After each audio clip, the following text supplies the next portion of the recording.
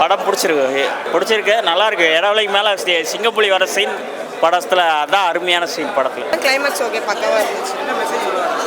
பெண்கள் பாதுகாப்பு நம்ம எப்படி வளர்க்கணும் அப்படின்றது படம் ரொம்ப நல்லா இருக்கு. கண்டிப்பாக பார்க்கலாம். தியேட்டர் வந்து பாருங்க.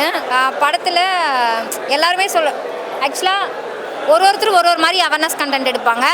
இவங்க படம் ஃபுல்லாக அடல்ட்டாக கொடுத்து ஒரு அவேர்னஸ் கொடுத்துருக்காங்க. நல்லா இருக்கு. ஆமாம். இல்லை ஆக்சுவலாக பாலா இதில் ஹீரோவே கிடையாதுப்பா. அவர் பயங்கரமான வில்லனா அவர் வாழ்ந்திருக்காரு. செம்மையாக வாழ்ந்துட்டாரு. செம்ம ட்ரீட். எனக்கு தெரிஞ்சு இதெல்லாம் செம்ம ட்ரீட். வேலண்டைன்ஸ் டேக்கு எந்த வேலண்டைன்ஸ் டேவும் இப்படி செலிப்ரேட் பண்ண முடியுமான்னு தெரியல. ஆனால் இந்த காதலர் தினத்தை இந்த படத்தை ரிலீஸ் பண்ணி பயங்கரமாக செலிப்ரேட் பண்ணிட்டாங்க. படம் இல்லைப்பா, இந்த காதலர் தினம் தான் பயங்கர ஃபயர். நல்லா இருக்கு. கண்டிப்பாக ஸ்பெஷல் படம் தான். ஆனால் லவர்ஸ் யாரும் கார்னர் சீட் மட்டும் புக் பண்ணிடாதீங்க. அப்புறம் நீங்கள் டெம்ட் ஆனால் நான் பொறுப்பு இல்லை. இங்கே பாருங்க, நான் என்ன சொல்கிறேன், ஒரு ஹீரோயினாலே கண்ணு கலன்னு இருக்கும். நான் ஒரு ஹீரோயினியை மூடி காமிச்சாலே நம்ம சும்மா இருக்க மாட்டோம். இங்கே 4 ஹீரோயினியும் நல்லா காமிச்சிருக்காங்க. ஆமாம் ஆமாம். ஐயோ எனக்கே கிளுன்னு இருக்கு ப்ரோ. நானே ஆப்ரேஷன் பண்ணி ஆம்பளையா இல்லாமல் அளவுக்கு ஃபீலாக இருக்குது. நல்லா இருக்கு. படத்தில் என்ன பெஸ்ட்னா, தனியாக இருக்க பொண்ணுங்களை இந்த அளவுக்கு அன்பு காட்டுறேன், அக்கறை காட்டுறேன், நான் உனக்கு பாதுகாப்பாக இருக்கேன்னு ஒரு ஆண் வந்து அப்ரோச் பண்ணால் கூட அதை நம்பிட வேணான்றதை தெளிவாக சொல்லியிருக்காங்க. நம்ம ரக்ஷிதா மகாலட்சுமி நல்லாவே தெரியும். பிக் பாஸ் பாலாஜி, அந்த பாலாஜி நமக்கு நல்லா தெரியும். படத்தை என்ன பண்ணியிருக்காங்க, இந்த புதுமுகங்கள் எல்லாம் சேர்ந்து அப்படின்னு சொல்லிட்டு பார்த்தோம்னா படம் சூப்பராக இருந்துச்சு. ஃபயர் 18+ படம் தான். ஆனால் அவேர்னஸ்க்காக தான் பண்ணியிருக்காங்க. அது இதுக்காக வெயின்மேலாம் இது பண்ணல, அவேர்னஸ்க்காக நல்லா பண்ணியிருக்காங்க. செகண்ட் ஹாஃப் வந்துட்டு அதுக்கப்புறம் தான் ட்விஸ்ட் அண்ட் டர்ன்ஸ் என்னன்னு காமிச்சிருந்தாங்க. ஃபர்ஸ்ட் ஹாஃபில் வந்து ஹீரோவை வந்து நல்லவனாக காமிச்சிருந்தாங்க. செகண்ட் ஹாஃப் அவன் பண்ண தப்பு எல்லாத்தையுமே கரெக்டாக தப்பான்னு காமிச்சிருக்காங்க. சூப்பராக இருந்துச்சு. எல்லாத்துமே நல்லா இருந்துச்சு. எல்லாமே அதான் ஒன்று அவேர்னஸ்க்காக தான் பண்ணியிருக்காங்க.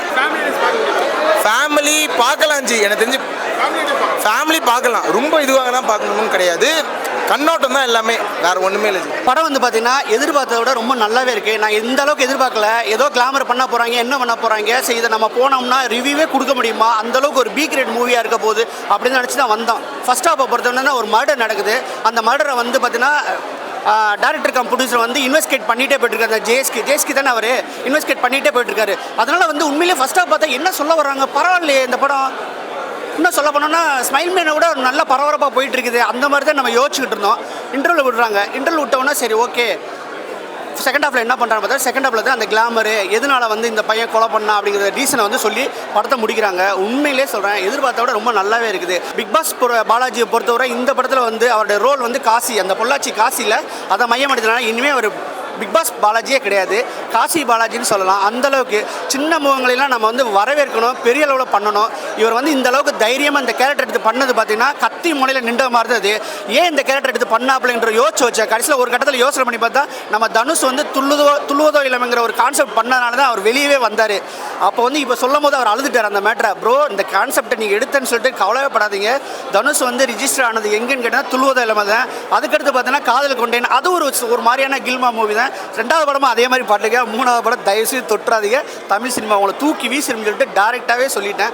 அந்தளவுக்கு தான் இருக்குது. உண்மையிலே இதை வந்து அவர் கவலைப்பட தேவையில்லை. நம்ம படம் பார்க்குற யாருமே ஏன் இந்த கேரக்டரில் அந்த பையன் நடித்தான் அப்படிங்கிற கவலைப்பட தேவையில்லை. உண்மையிலே செம்மையாக ரிஜிஸ்டர் ஆகிட்டாப்புல.